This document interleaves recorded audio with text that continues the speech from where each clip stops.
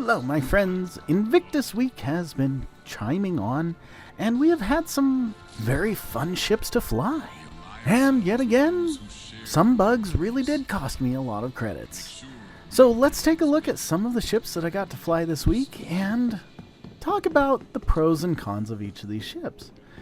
When I shot this footage, this was near the beginning of Invictus Week, and I thought it would be a nice opportunity to show you around the trade show that's going on here and kind of give you an idea of like what you can expect when you go to the convention centers in the future.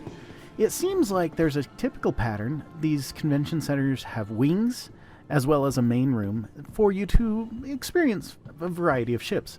The wings typically have the medium to smaller ships, and the largest of ships available to view are going to be in the large central room.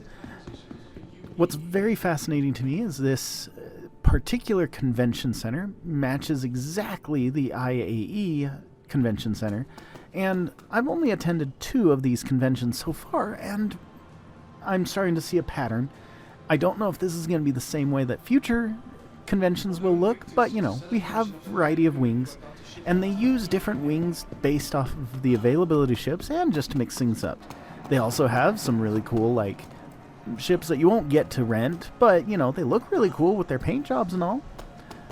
And in this particular instance, I had the opportunity to test drive the C2, and which is just a ginormous ship. And I don't really have much interest in the military versions of it, but this one is the main C2. There's like an M2 and a B2. These other ones are military based, and they have less cargo space and everything. But to rent it, you just basically get close to the ship and you click rent. It tells you how much it would cost. Normally this would cost a level of money, but it's free for this week, so why not? So they are letting you rent it for 2 days, and it seems like the devs changed the rules just a little bit from when they did the last IAE event, which was near the end of the year last year, late November, early December. And I found that during that event, I could re-rent ships and renew the timer for how long I'd be able to use the ship. It seems like they placed some sort of rule that if you have it rented still, you cannot renew the rent or whatnot. And since you only have 2 days to play with the ship and 2 days to be able to go rent the ship, it's almost like they correlated the two to make sure that you'd only be able to use the ship for 2 days. So this was not the exact C2 that I rented, but I mean, it's pretty darn close because it's an almost perfect replica of the one I rented, and that's where some of the interesting problems happened to me. One of the cargo runs that I ran with the C2, I lost all of the cargo, and it was a massive, it was all of my money, and yeah, all of the cargo disappeared. Then the section for the Crusader Industries portion of the convention got put away. The C2 obviously got put away as a result, and they brought out the Carrack, the Anvil series of craft. And I didn't take the time to look at the convention center very long with this, but here's a quick walk around of the Carrack. This is a massive ship, being the only ship currently in the game that has a spawn point built into the ship, which is really nice because, I mean, if you happen to be doing like a bunker mission and you got pinged, then you just respawn in the ship, go back down into the your mission, and continue. It's kind of nice. So I thought about doing a full tour of the ship, but you know what? I'm not going to do that today. Let's just take her out for a flight and maybe just do a cargo run. At this point in time, I had basically nothing left to lose. I only had about 100,000 credits, and the Carrack definitely helped me get closer to restoring myself to a minimum of 200,000 credits. And, listen to that engine. Oh my gosh, I love the sound design of the Carrack. It's just got some beef to it. It sounds strong. It sounds like a vessel worthy of, I don't know, respect, at least. I mean, it's beautiful. It has a huge cargo bay. It's not quite as big as the C2 Hercules. I didn't mention this earlier, but the C2 Hercules carries 696 cargo units, and that's pretty insane. I mean, you think about it, well, and that's why I lost 2 million credits in one cargo loss. Like, I had a glitch, and all of those credits were gone. Okay, well, not quite. The glitch only took away all but about 20 units of cargo, and so I did have that much to sell. Anyway, the Anvil Carrack has 456 cargo units of space, and look at the view in this beauty. I have to say, even though it's not as large as the C2 Hercules, this vessel is gorgeous. It doesn't land on the pad, so you're going to have to make sure that you have some space around you to land. This beast has a lot of inertia, so you do have to be careful with when you shift left, right, or forward and backwards. It will carry forward a little bit. And with the docking port in the place that it is, if you're on a lighter gravity location, say a moon, for example, you can climb out of the docking port. So you can go to the docking collar, just pop open the 2 doors, and if you were concerned about somebody breaking into your ship, like through the ramp, this would be a way to prevent you from needing to open the ramp and still be able to exit the ship. And I clicked on to close the door, and then I jumped out of the door so that the door was closed. It's nice. So after grabbing a little bit of basically the cheapest cargo I could get, I kind of did an averaging of numbers, and I'm like, if I can carry a maximum of a lower cost commodity, I might be able to make up more than if I just bought all of the highest cost item. So that's why I do not buy the Laranite in this particular instance. I mean, admittedly, the Laranite was gone anyway, so it's not a huge deal. But I was able to fill up a good portion of my cargo for this particular run, and you can see I was left with a grand total of 29 credits to my name. Now, admittedly, I do have some armor and stuff that I've collected from stopping at these outposts, and so it's not entirely... I'm not entirely destitute, but yeah, you can definitely tell I'm hurting for credits now. So I was able to make a couple of cargo runs with the Carrack. Unfortunately, my week has not exactly been my smoothest week. It has been a little bit of a nightmarish week with all this stuff that I've been trying to get done versus what I need to get done versus trying to have some wonderful opportunity to play in Star Citizen. And yeah, so I didn't get to maximize the opportunities to take advantage of these huge cargo ships that are much larger than my Freelancer. But all is not lost. It is so fun to get even just a few minutes to play Star Citizen, and so that's what I got to do. I took footage over the course of basically every 2 days. I was able to get a little bit of footage of each of my flights, and that's really the beauty of it. Now, the Anvil Carrack, as big and behemoth as it is, does have a downfall for a single-player situation. The Carrack, without sugarcoating it, is a multi-crew device. Its sole purpose is to be used by a minimum of 4 crew. I mean, you can see just from this view that we have a turret on top, turret on the bottom, and a turret on one of the wings. There's a turret on the opposite wing, too. But that means that this beast you cannot fire any weapons from the driver's seat of this craft. Which is kind of hard for someone who's been playing alone this entire time. So the Carrack definitely, if you are a single player, is going to be a beast where you basically hightail it out of there every time somebody shows up. You're not going to be able to shoot them down very easily. Now, it does have a landing bay, like, built into the ship, which means you could have a snub fighter in the landing bay, and if you could get out of the driver's seat, run to the back, run to the elevator, go up a level, go all the way to the landing bay, and open the landing bay, then climb into your ship. Oh wait, no, you have to run down the hall into the landing bay, because the door to enter the landing bay itself is different location than the door controls for the landing bay doors. Get into your ship, start up your ship, take off, and attack the guy that's attacking you, yeah, you could probably defend your ship. But that is a pretty hefty process. Now, for the final ship of today's video, I want to share with you the Constellation Aquila. Now, the Constellation Aquila is one of my favorite ships of all time, and that's a guy trying to steal my ship. Guys, he can't use the elevator even though it's down. Dude, that makes this ship even better. Well, I mean, the Constellation series in general. The thing I love about the Constellation is the rounded front. In contrast to its sister ships, the Constellation Andromeda, the Constellation Phoenix, the Constellation Taurus, the other ships have kind of more of a square-nosed control center. The rounded control center of the Aquila is gorgeous in terms of design for my mind.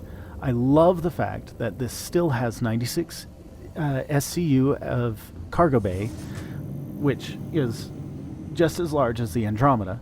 It still has a snub fighter, and it has this beautiful sweeping round glass front. I don't even know how to describe it. This is the cockpit or the bridge. Yeah, this is the bridge.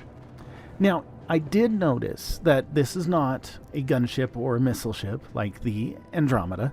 It does not have a huge amount of missiles in it. It still has the missile bays that load into the top area of the middle section of the ship, but it still carries the same kind of weaponry for the guns. The guns are usable by the main driver or the pilot, and yeah, it's the second largest of the Constellation series. There is a slightly larger Constellation Taurus. The Constellation Taurus has 174 units of cargo, but it has the square nose window. So this is one of those points where you either choose what feels comfortable for you to fly, or what feels if you need the cargo space. Yeah, the cargo space is better in the Taurus. I went and took a look at the Taurus and realized I had never flown the darn thing before. So I made sure to rent it so that I can fly it later tonight after I finish this video.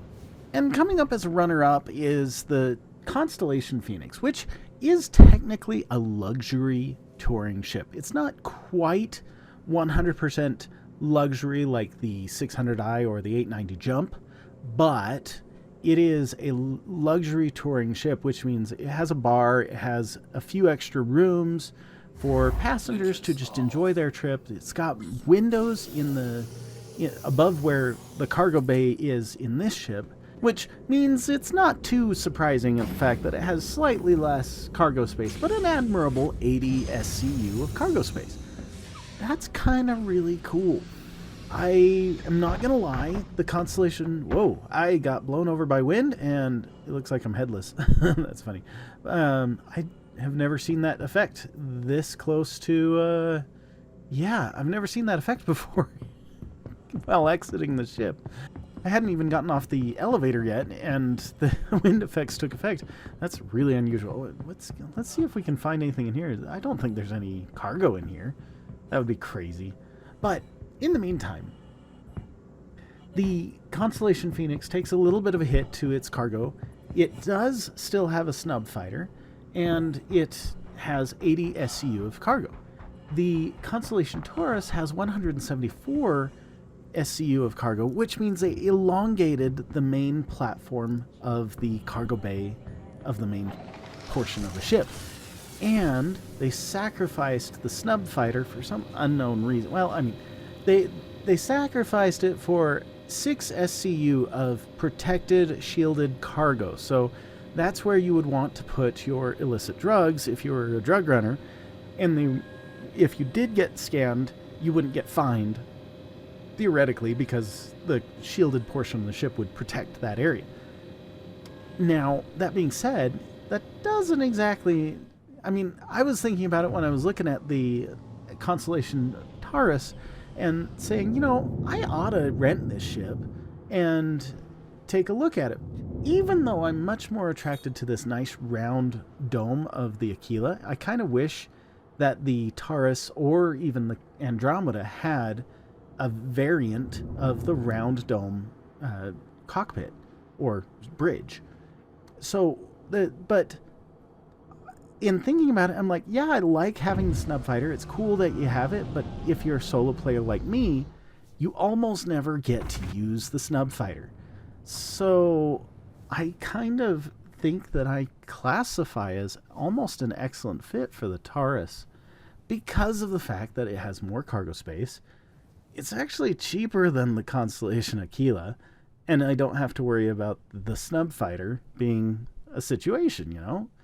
It's kind of sad that I wouldn't have the snub fighter as an opportunity, because with the persistence model being as good as it is, and ships like that Drake Cutlass over there that doesn't have anybody flying it anymore, it's just sitting there on the ground, you could leave your Constellation in space or hovering above an area, launch your snub fighter, go fly around for a little bit, and even if you got away a little ways away from your ship, it should still be there when you come back. Now, if you are on a planet, you do run the risk of weather, just like this fog, blowing at your ship and blowing your ship adrift away.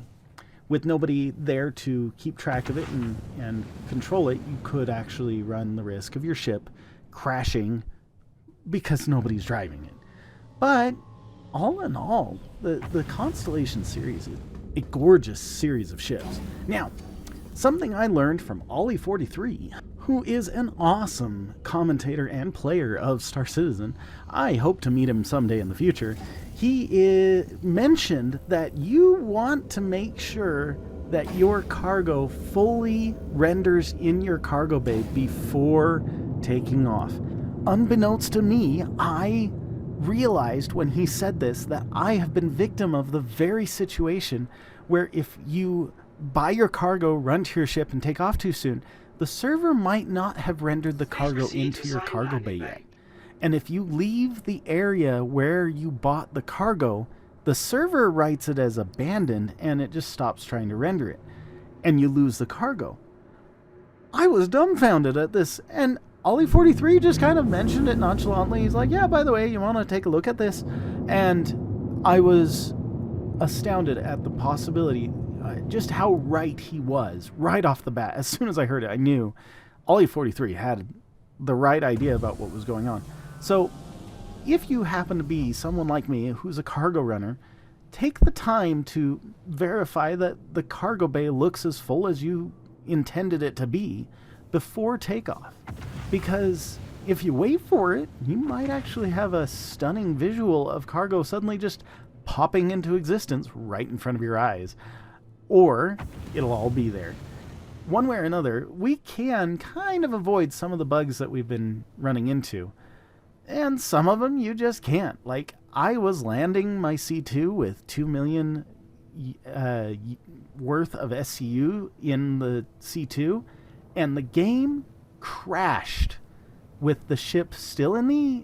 Like, it was like the ship was just about to touch down, but it wasn't really registered as being on the pad. I don't know what happened, but when I logged back into the game, my ship was mostly empty. I only had like 24 cargo units in it, and that was it.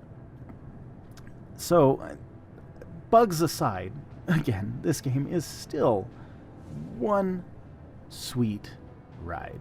I love this game, and I want you guys to know you are totally awesome for taking the time to watch these videos, and I hope that you've taken advantage of going to the Invictus launch week and maybe flying some of these ships. And in the next 2 days, you'll have the opportunity, if you happen to sign in now, on the 27th and 28th, we're looking at seeing the Drake interplanetary group of ships show up. It's going to be fabulous, and I am super excited to try, for the first time, the Drake Caterpillar.